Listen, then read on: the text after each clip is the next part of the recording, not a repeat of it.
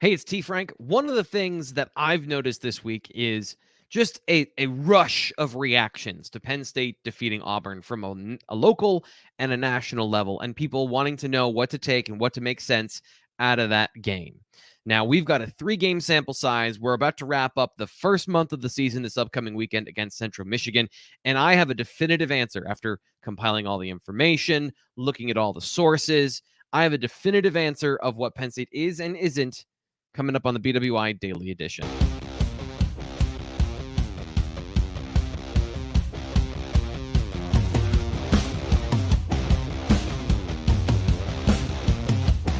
I'm your host, Thomas Frank Carr. Thank you for making the BWI Daily Edition a part of your day, whether you're listening on the podcast, where we have I think we've almost doubled the number of people that have listened to the show. And it's not like we didn't have a lot of people listening before.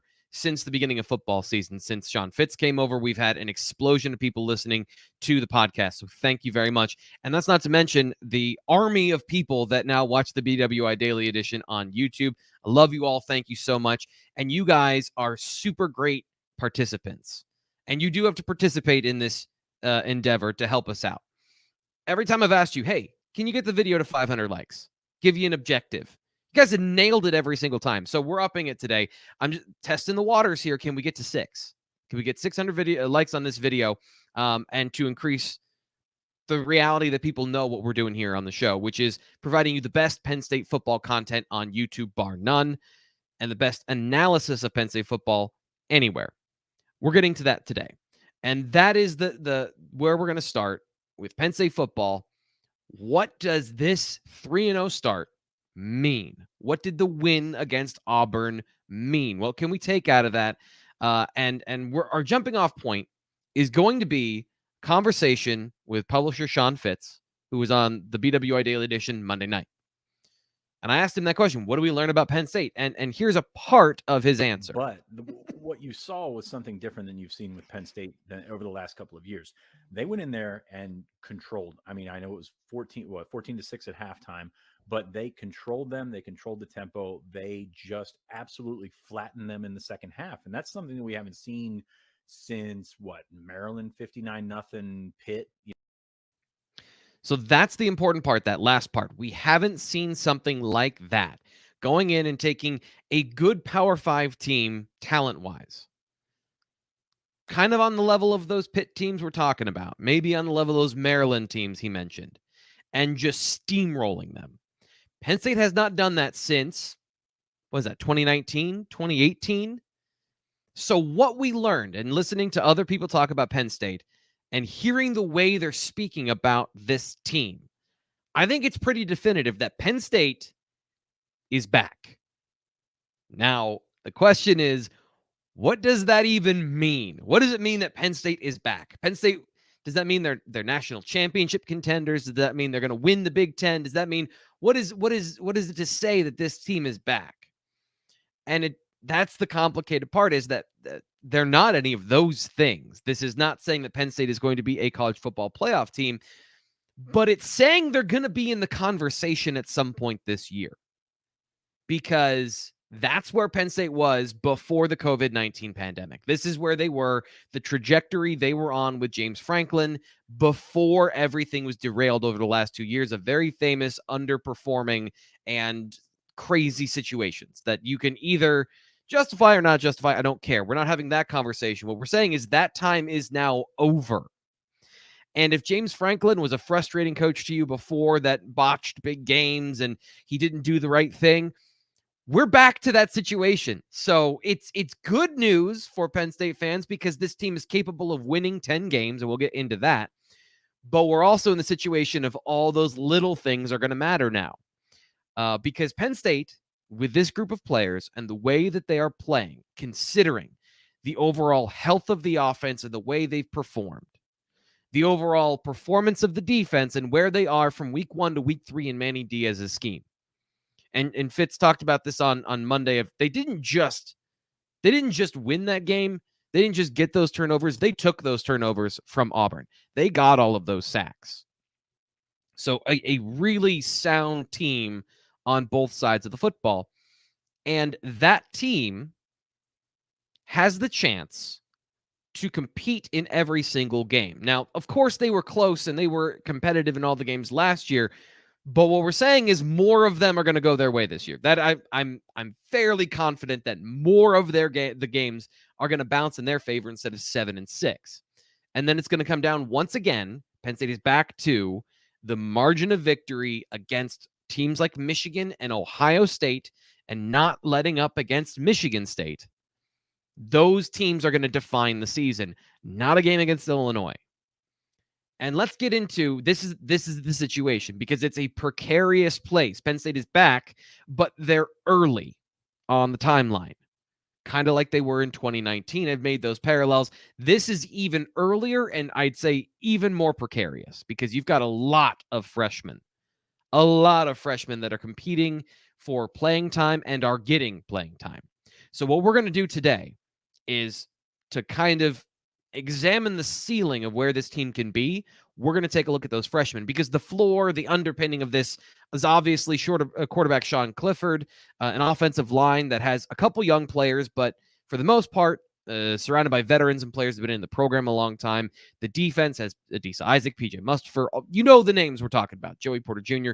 You know all those names. And you know the names of the freshmen, but we're going to dig into those players and how quickly they can get to their best performance that they can in the situation. Because Penn State is rounding into, and this is already the projection from everybody, right?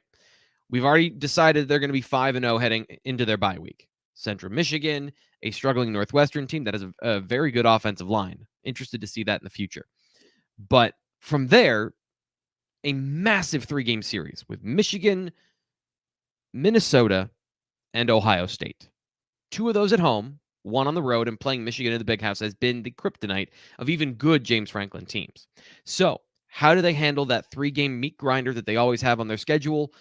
A lot of that's going to be determined by the players you're going to meet now that you've already met some of these players. And we're going to go in waves. There's so many freshmen we have to talk about. We're going in waves. This first wave are the guys that are contributing right now and are defining at some points this team so far. The 3 players you're expecting to see, of course, Nick Singleton here in the center of your screen, if you're watching on YouTube, is the program changing talent that they have that's altered the way their offense can perform. Katron Allen with him, and of course on defense, Abdul Carter, who had a breakout game last week. So we're going to talk about Carter here for a second because I think he's a very interesting situation. We kind of know what we're getting with the first 2, with Allen and with Singleton, and they're very, very important. Let's just give you the quick Nick Singleton stat, 11.1 yards per carry right now. He's averaging 11 yards a carry. Somebody asked me that after the postgame. I'm like, it's north of 10. It's somewhere really good.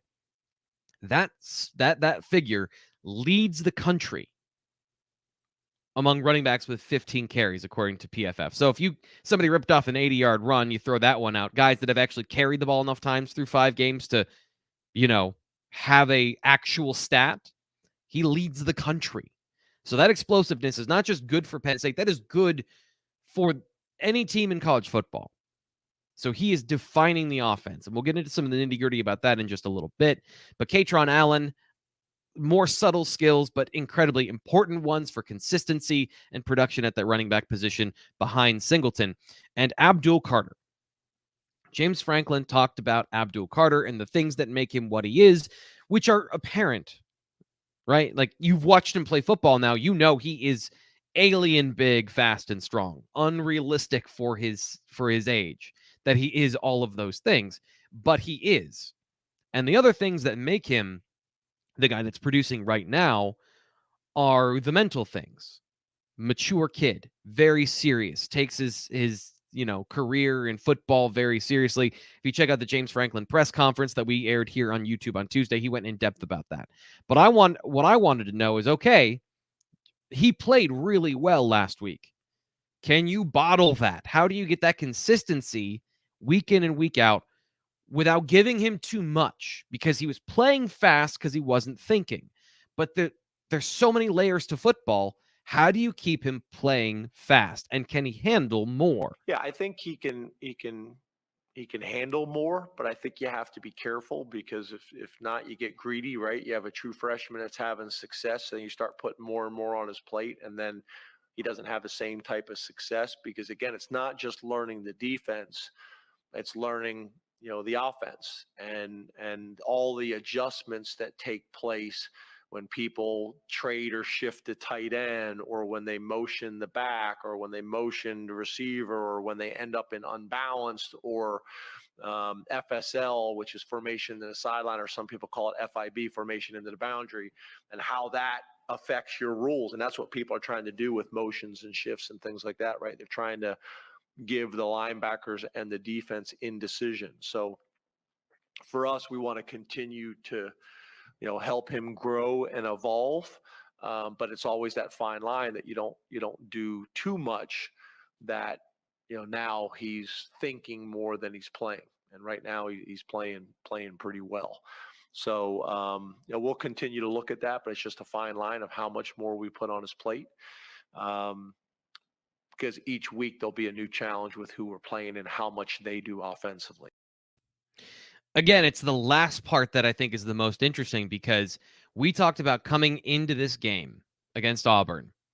They run a pretty simple system as far as they're dress it up with the shifts and the motions that James Franklin talked about, moving some of the receivers, changing your rules. If you can get through that part, it was pretty predictable as to what they were going to run, what the actual play was going to be. So playing fast against Auburn makes sense to me.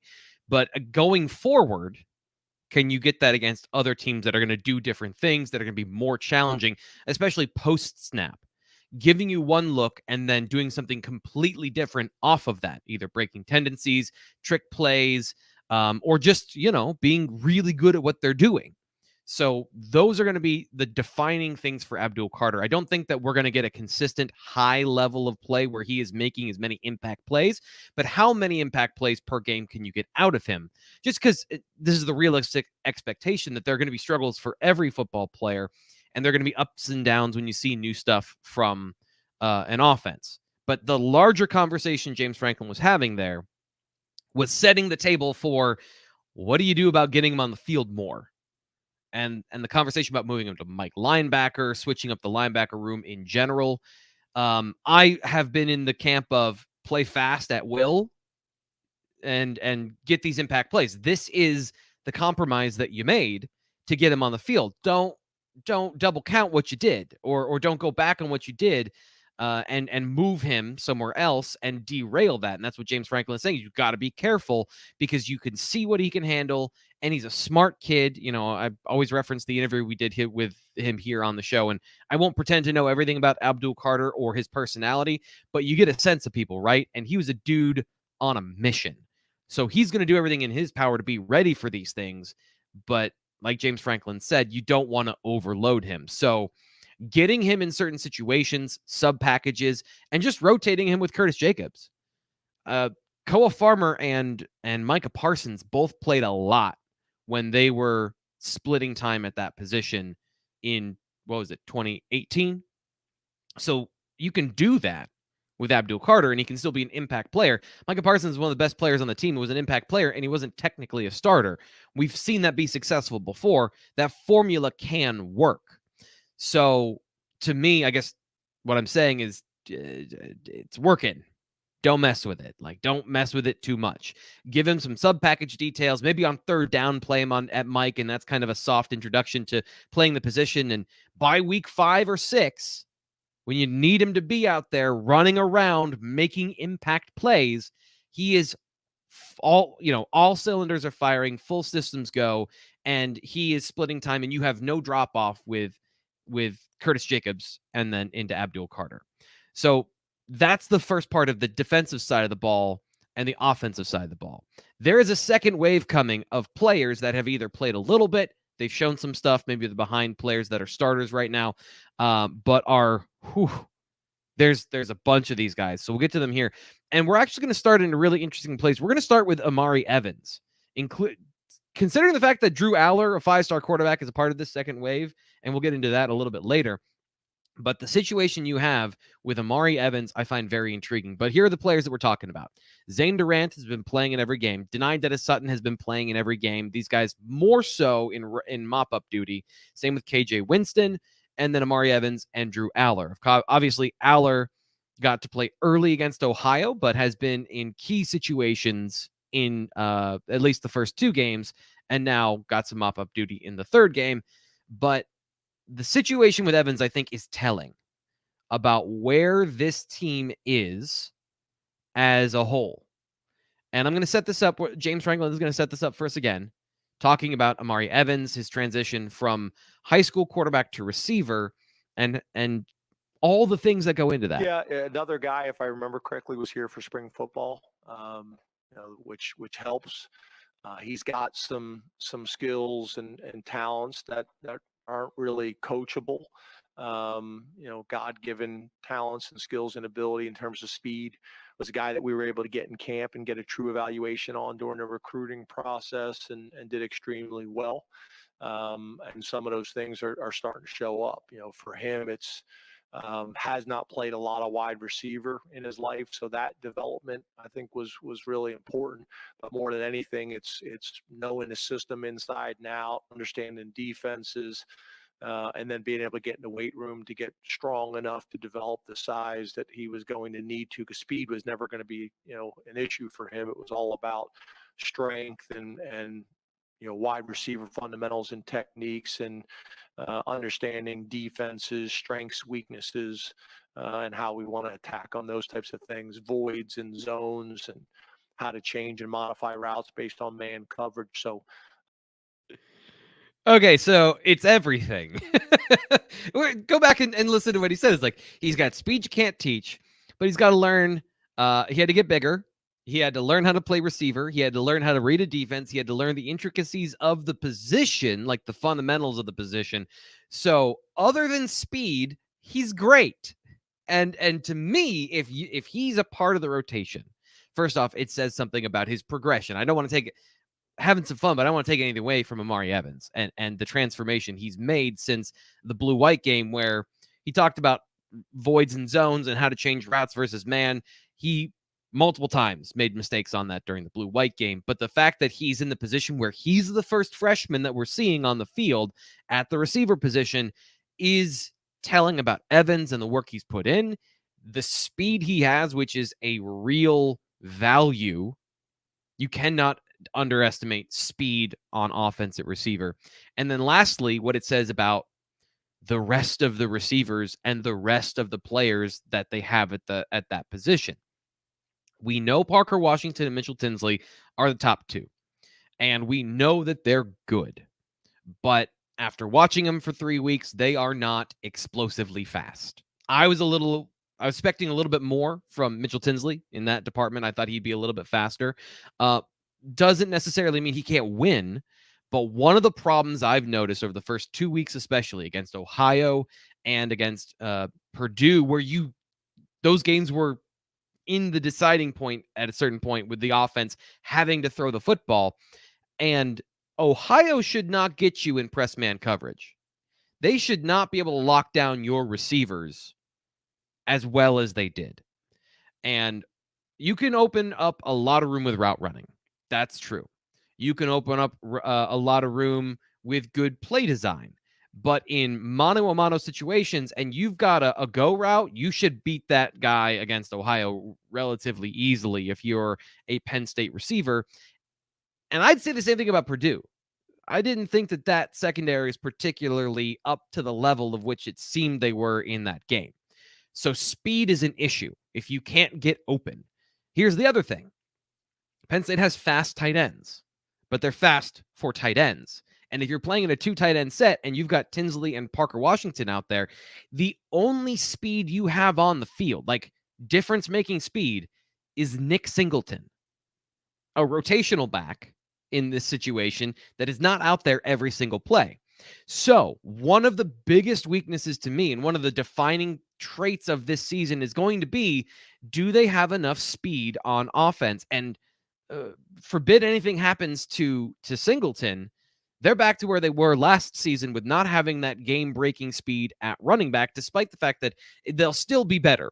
Katron Allen and Kevon Lee can still be a good 1-2 punch, and we're obviously projecting a bad situation here, but the reality is nothing's going to go perfectly, right? You might have to deal with you don't have Singleton for whatever reason, whether he's just on the bench or something happened.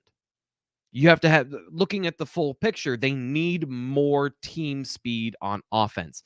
And if Amari Evans is pushing these guys, it means that Keandre Lambert-Smith and and Harrison Wallace, Trey Wallace, haven't really taken the step that you were hoping for. Malik Mega seems now locked into a special teams role as a gunner.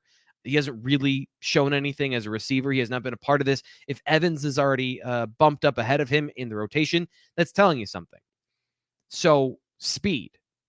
Those three players, somebody needs to consistently make plays and make people pay for putting you in a one-on-one situation. So that's why we're starting with Amari Evans. But the rest of the group, Dennis-Sutton. Here's another interesting one. 5-star player. He's played quite a bit so far this season in spot duty. A lot of his plays have come very good against the backup Ohio offensive line. Finally got his first sack of the season against Auburn. But most of what he's done in a general sense has been in mop-up duty at the end of the game, getting those good reps in the fourth quarter. Now, this is what James Franklin has to say, is that there is more to come from Dennis-Sutton. But we've worked out really well. Those kids have come here and have been prepared academically, physically prepared, mentally prepared, and have adjusted well. And I also think the number of kind of big brothers that he has to kind of help with that process has been good too. So I think you'll see his opportunities, continue to grow as the year goes on, and his success. But he's also another mature kid, physically mature, emotionally mature kid. He's always been super focused. So it's time with Dennis-Sutton. That is the factor here from what James Franklin is saying. By the way, the first part of that was the McDonough to Penn State pipeline of very quality high school in the region, sending a lot of players to Penn State, Dennis-Sutton being the last one, Curtis Jacobs, PJ Musford, those guys being the standouts to name off the top of your head. So can he be a part of that defensive line rotation in a real way in about 3 to 4 weeks? Because he arrived later on campus than the rest of the early enrollees. Physically and mentally, he's been prepared, but he hasn't been practicing with the team. There's the in-game live situations, in practice live situations that you need to get so you can start making those plays and moving up the depth chart. And he's gotten a couple plays in real situations against Purdue and Auburn, 2 Power 5 teams. So it's not to say he hasn't, but he has not made the impact of the other players. You haven't noticed Dennis-Sutton the way you have, obviously, Abdul Carter from his very first play where he got ejected up until where he's forcing a fumble, getting a sack, and playing out of his mind against Auburn. So getting him into that rotation and having that 3 that we've talked about, when you have Adisa Isaac and Chop Robinson playing so well right now, Penn State's always done their best work when they've had a third guy at that defensive end position. And then the defensive tackle situation, Zane Durant's the next player we're going to take a look at.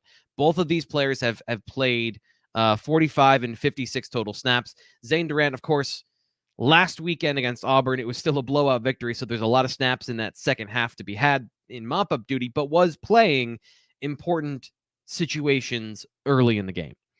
So getting those guys up to speed, the talent is there at the defensive line, because you want players that can win individual matchups up front with this team, especially if you're going to be blitzing and you're going to be putting everyone in those situations to win. You want to be able to choose when you do that, not have to do that. And they still need a little bit more pass rush up front, because Chop Robinson has been great, but just like every other situation we've talked about, they're not fully formed yet. And having Dennis-Sutton coming off the bench or being in a rotation with Adisa Isaac, that can change the reality of you've got just a second wave of pass rushers. And of course, the last one here is Drew Aller. And what he's able to do, how he's able to do this already, James Franklin says that the game, it's I would say, not to put words in his mouth, he's ahead of schedule based on what he's saying here. You know, I think he's already at a point where the game is slowed down to him a little bit, where he's able to anticipate what's going to happen from a coverage perspective or from a pressure perspective. He's doing some nice things that we've been able to build on, and we're going to need to continue to build on. I thought we did a good job of getting all four of those guys reps in the spring and then early in camp. And now, obviously, once we made the decision to move him to the number 2 spot, his rep count has obviously increased, which is important and valuable. And then, obviously, him being able to get reps in the first 2 games for different reasons, but has been valuable as well. So still got a lot of areas, a lot of room for growth, which is exciting. But obviously he's doing some really good things. So let's put this particular conversation in context, and we're saving it as the last conversation here on this show, is what's the ceiling for Drew Aller this year? Because as James Franklin talked about, he's getting more reps, he's getting more comfortable. And if you want the stats here, he's 10 of 14. He's missed 4 passes for 143 yards in 2 touchdowns across 3 games. His passer rating right now is 143.8. That's really good. If you like PFF, he's got an elite passing grade so far. All of that in context, but he did come in and operate a good drive against Purdue, and he did come in and he's looked good every single time he's played. The game, as James Franklin said, is slowing down for him. So in 5 or 6 weeks, he's already been called upon once to fill in for Sean Clifford because Clifford had to leave the field. But in 5 or 6 weeks or 3 or 4 weeks or wherever we are, if the offense hits a bumpy stretch in the road and Sean Clifford struggles, do they have a backup quarterback that can come in and play? I'm not saying Sean Clifford deserves to be the starter of this team. He has navigated them to a 3-0 start. Despite some of the struggles early in the season, the offense is playing really well. He's getting them in good situations. But with the Sean Clifford experience, you never really know what's coming up next. And the game script has played out perfectly. If it doesn't, what's the ceiling here? Is this going to at any point be a situation where there's a true decision to make for James Franklin? Now, Sean Clifford can go out and make it so there's no decision. There's a 6-0 team. They're playing well on offense, and none of that matters. And I think that's the reality here. But the fact that Drew Aller is making this conversation happen, I think, is, first off, a credit to him. And secondly, shows just how much upside potential and is in store for Penn State football if he's at this point in his career. We don't know what we don't know. I always say that. We always say we don't know what we don't know when it comes to these guys. But we'd love to find out. And we'll find out this weekend. We'll get more information again of Drew Aller against Central Michigan, and maybe even a little bit against Northwestern. We'll see. And the last guy I shouldn't forget is KJ Winston, who has been in mop-up duty, has not been a factor, but is an incredibly smart player, physically talented, and has been, from what I've heard, pushing behind the scenes, is, another freshman at safety. And that's the thing, is I don't know how they're going to get him on the field at safety. How are you going to get him? Is Manny Diaz going to play 9 safeties on the field? Maybe. Maybe we see that defense someday. And then the final wave, and I know we said Drew Aller was the last conversation, but this is the final wave of players that can be a part of the conversation. Cam Miller played a decent number of snaps against Auburn. James Franklin said there were some guys he wanted to save, and they didn't want to play against Auburn, and Cam Miller played against Auburn. So that is something that's telling. And then Tyrese Mills and Caden Saunders. Tyrese Mills has the physical ability. He is a guy that we targeted early as a JUCO transfer that can contribute, but we haven't seen anything of him yet. Don't know what the situation is there exactly, but that's just a name to keep an eye on for midway through the season. If whatever's happening resolves, if he is able to latch on and, make some strides. And then finally, going back to our speed conversation, Caden Saunders could provide you difference-making speed, especially from the slot. Can he at some point make that push? And I think that the door is open at receiver, so it's not really a question of yes or no. It's a question of can he and will he? And of course, we're not even considering the second-year players that are making a big impact on this team. So Penn State, a very young team that will be defined by how well this class plays from top to bottom. So that'll do it today for the BWI Daily Edition. I'm your host, Thomas Frank Carr. Coming up tomorrow, we will have our preview of Central Michigan with Nate Bauer and Sean Fitz on the BWI Daily. Subscribe, all the things. We'll talk to you tomorrow.